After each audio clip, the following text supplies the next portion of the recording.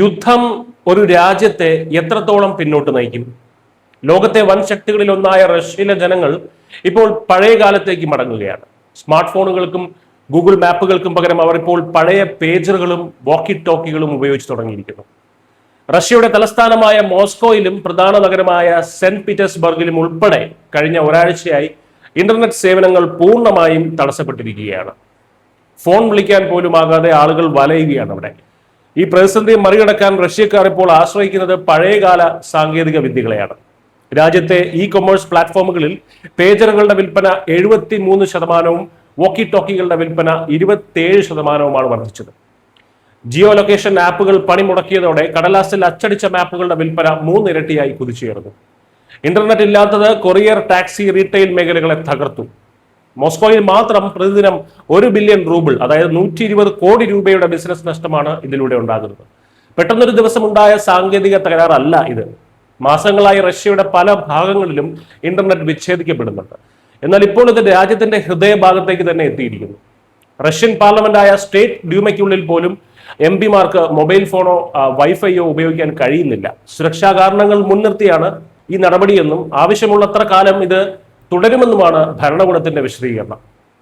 Russia ഇതിനകം തന്നെ WhatsApp, Facebook, YouTube തുടങ്ങിയ പ്ലാറ്റ്ഫോമുകൾ ബ്ലോക്ക് ചെയ്തിട്ടുണ്ട്. അടുത്തത് ടെലിഗ്രാം ആയിരിക്കുമെന്നാണ് സൂചന.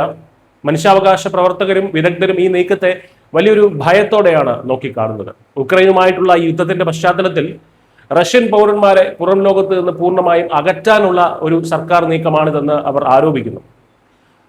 വൈറ്റ് ലിസ്റ്റ് എന്നറിയപ്പെടുന്ന പുതിയൊരു സംവിധാനം കൊണ്ടുവരാനാണ് മോസ്കോയുടെ ശ്രമം എന്നാണ് അവർ പറയുന്നത്. അതായത് സർക്കാർ അംഗീകരിക്കുന്ന വിരലിലെണ്ണാവുന്ന വെബ്സൈറ്റുകൾ മാത്രമേ രാജ്യത്ത് ലഭ്യമാകൂ. ബാക്കി ഇന്റർനെറ്റ് ലോകം മുഴുവൻ റഷ്യക്കാർക്ക് മുന്നിൽ കൊട്ടിയടക്കപ്പെടും. ഉക്രൈനിയൻ ഡ്രോൺ ആക്രമണങ്ങളെ തടയാനാണ് ഇതെന്നാണ് റഷ്യൻ സർക്കാരിന്റെ വാദം.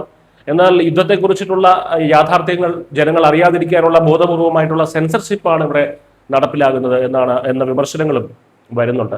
ലോകം നിർമ്മിത ബുദ്ധിയുടെയും അതിവേഗ ഇന്റർനെറ്റിന്റെയും പിന്നാലെ പായുമ്പോൾ റഷ്യ എന്ന വമ്പൻ രാജ്യം സ്വന്തം ജനതയെ ആശയവിനിമയത്തിന്റെ ശിലായുഗത്തിലേക്ക് നടത്തിക്കുകയാണ്.